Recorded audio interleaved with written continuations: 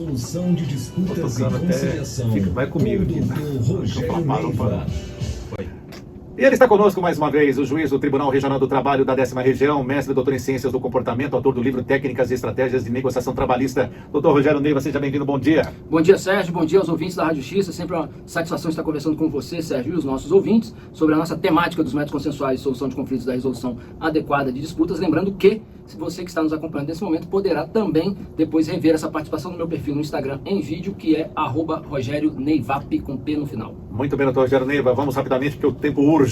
STF valida a norma do CNJ que dispensa advogados nos Sejusques. Então, Sérgio, essa foi uma decisão dessa semana que mexeu com, né, não só com aqueles que acompanham o tema da resolução de disputas e dos métodos consensuais, mas com os profissionais do direito de maneira geral. Essa decisão foi proferida pelo plenário virtual na ADIM 6324, da relatoria do ministro Roberto Barroso. O que aconteceu? A Ordem dos Advogados do Brasil impugnou um dispositivo da resolução 125 do CNJ, que disciplina a Política Nacional de Resolução Adequada de Disputas, no sentido de que essa norma, e até eu diria assim, né, a quem nos acompanha, né, a gente pode até discutir se de fato a norma tem esse alcance que a OAB entendeu, né? Que a norma, ela fala que nos Sejusques, os advogados, ela usa a expressão poderão, os advogados poderão atuar. A OAB, entendendo que isso tornaria facultativo, e na prática é isso que acontece mesmo, a participação dos advogados, impugnou pela via do controle concentrado de constitucionalidade no Supremo Tribunal Federal, e a resposta do Supremo foi no sentido de que a norma seria constitucional, e não só, aí, né, aquela coisa, né, a emenda pode até ter saído pior do que o soneto, porque não só o Supremo deixou claro que a norma seria constitucional, como também reforçou a compreensão no sentido da dispensabilidade do advogado nas audiências que ocorrem no Sejusque, né, ou seja, de modo que não é obrigatória, seguindo, né, não apenas, né, quer dizer, se havia alguma dúvida quanto ao alcance da norma, nesse sentido, com a decisão do Supremo ficou absolutamente claro que não é obrigatória a participação dos advogados nos Sejusques, nos termos da resolução 125. Dito isso, eu faço dois alertas importantíssimos aos nossos ouvintes. Repare que, no caso da Justiça do Trabalho, a norma que disciplina a política de conciliação e funcionamento dos Sejusques é outra, que é a resolução 174 de 2016 do CSJT, até porque o artigo 18b da resolução 125 do CNJ a exclui da incidência na Justiça do Trabalho. E a resolução 174 do CSJT estabelece a obrigatoriedade, como regra, do advogado no Sejusque, que eu digo isso, inclusive, com uma certa tranquilidade e até satisfação, porque eu acho que isso contribui com o funcionamento do Sejusque, na minha opinião, de que tira a oportunidade de participar da construção da Resolução 74 quando a época era juiz auxiliar da vice-presidência do CSJT, e lá na Resolução 74 a regra é a participação, a indispensabilidade do advogado no Sejusque. Esse é o primeiro ponto. O segundo ponto que eu destaco relacionado a isso é que mesmo para, né, o caso dos conflitos, quem nos acompanha na Justiça Comum, né, que incide a Resolução 125, eu não tenho dúvida em afirmar que é fundamental a participação do advogado. Mesmo que seja dispensado, e aí o conselho que eu dou aqui né, para quem nos acompanha, não deixe de levar o seu advogado para o Sejusque. Ele pode participar? Não, ele pode, segundo a norma, né, não sendo obrigatório, e eu diria que ele deve participar, pensando na boa solução do conflito. Eu digo no sentido que ele não é impedido de participar. Não, isso não se cogitou, né, a questão era só a obrigatoriedade. Então eu diria assim, mesmo não sendo na Justiça do Trabalho, que é obrigatório, não deixe de levar seu advogado. E isso qualifica o diálogo, isso faz com que a parte, por mais, e até esse foi um dos fundamentos da decisão, porque os conciliadores precisam esclarecer as partes, mas o advogado tem muito a contribuir com a parte na orientação, no auxílio. Agora, por outro lado, e aí é uma, né, vamos dizer, uma batalha que eu venho travando, os advogados também precisam se qualificar para atuar na solução de consenso, porque a verdade é que hoje os advogados são formados para o litígio, e é preciso que os advogados estudem negociação, técnicas, estratégias de negociação, enfim, essa temática da busca da solução de consenso numa dimensão técnica e não naquela dimensão do achismo, do empirismo, né, do eu acho, porque esse é um tema hoje que tem uma dimensão técnica e merece ser tratado com toda, né, enfim, com toda a seriedade nesse sentido. Vamos para um outro assunto, doutor Rogério Neiva.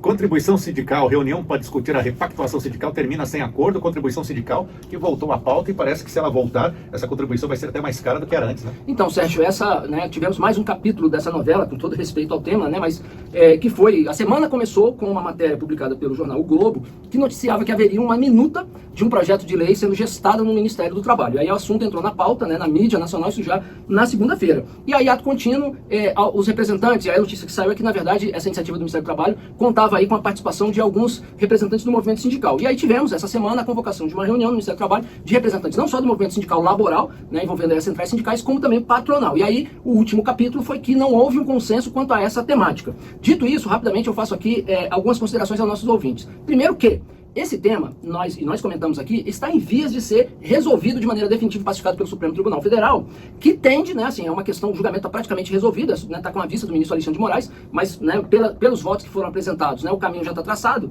em que o Supremo tende a chancelar a validade da contribuição assistencial devida para os não associados ao sindicato com direito de oposição, que era um modelo que tinha sido apresentado pela vice-presidência do TST em 2019, tive também na ocasião a oportunidade de participar e contribuir. Porém, o Supremo, esse voto do ministro Barroso, não tratava de aspectos que o TST tratava, a vice-presidência, né, no modelo de acordo tratava, como o limite e a forma da oposição. Dito isso, Sérgio, onde eu quero chegar? Que, na minha opinião, mais cedo ou mais tarde, o Supremo iria definir não só a possibilidade de cobrança dos não filiados com direito de oposição, como também, talvez no segundo momento, a forma de oposição e o limite. E aí talvez pudesse chegar a um limite de um salário dia, como era a contribuição sindical anterior. Porque a jurisprudência do TST hoje admite um limite para assistencial de meio salário dia. Aí o Ministério do Trabalho traz esse tema, um tema polêmico, sensível, né? Na minha opinião, talvez isso não fosse necessário, né? Até porque isso vai gerar um custo político para o governo. É um tema, né, enfim, que tem uma série de particularidades, mas enfim, é isso. E aí terminamos a semana nesse ponto. Não há consenso quanto ao modelo que viraria projeto de lei.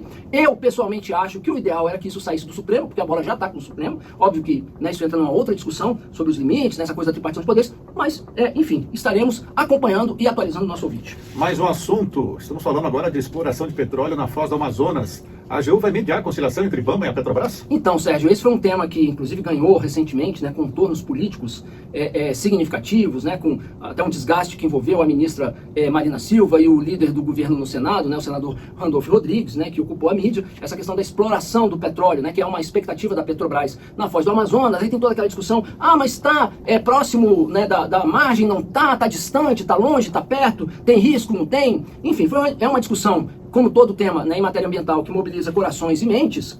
E qual é a novidade que nós temos e que nos interessa aqui na nossa pauta? É que o assunto será objeto de uma mediação a ser conduzida pela AGU por meio da Câmara de Mediação e Conciliação da Administração Pública Federal, entendendo que é um conflito entre os órgãos ambientais, né, o Ministério do Meio Ambiente, o IBAMA, e o Ministério de Minas e Energias e a Petrobras. Então, essa Câmara, e aí só para esclarecer o ouvinte, ela foi criada quando ainda o ministro Toffoli era advogado-geral da União, e tem tido, e assim, eu sempre digo aqui, não pouco de dizer que a AGU tem dado um baile em termos de avanço dos métodos consensuais da resolução de disputas na advocacia pública, e um dos exemplos é essa Câmara. Então, a expectativa é de que né, e a nossa torcida, obviamente, é para que se chegue ao consenso, estaremos acompanhando e trazendo aqui para o nosso ouvinte. Vamos ver, porque a própria ministra Marina Silva já disse que não pode botar numa mesma rodada de conciliação a Anvisa para decidir por decisão política administrativa o que for, se aquele remédio é tóxico ou não. Ela fala sobre as questões técnicas de licenciamento. Teremos aí uma disputa boa. Sim, esse vai ser um desafio para os mediadores da AGU. Mais 2 minutinhos para um assunto. Vale assina acordo de 527 milhões de reais para a reparação de danos causados por emergência de barragem em Barão de Cocais. Pois é, Sérgio, esse é mais um acordo que a Vale firma envolvendo aí essa dificuldade, né, que permanentemente que temos e no mundo inteiro sobre a atividade de mineração e os potenciais e efetivos danos ambientais. A Vale, né, e temos comentado isso aqui, tem procurado solucionar esses casos pela via do consenso e renunciando à via do litígio, o que é muito louvável. E agora, recentemente, tivemos mais esse acordo envolvendo, e que contou também com a participação do Ministério Público Estadual, do Estado de Minas Gerais, como também da Prefeitura do município de Cocais, e que, em função do qual, houve o compromisso não só de repasse de valores, como uma série de medidas, né, e esses valores são não só para o município investir em políticas públicas, inclusive de fomento à saúde local, como também reparação de danos, né, a criação de um fundo para reparação de danos que possam vir a ocorrer, como também uma série de atividades de monitoramento da atividade de mineração quanto aos impactos ambientais, né? Então fica esse registro, né, e as congratulações por mais esse acordo, e fazendo votos, né, de que essa interlocução entre a Vale e a Prefeitura de Barão dos Cocais possa evitar maiores problemas e compensar aqueles que venham a surgir. Doutor Rogério Neiva, juiz do Tribunal Regional do Trabalho da 10ª Região, mestre e doutor em Ciências do Comportamento, autor do livro Técnicas e Estratégias de Negociação Trabalhista. Obrigado por estar conosco. Até a próxima quinta-feira. Eu que agradeço, Sérgio, satisfação para você.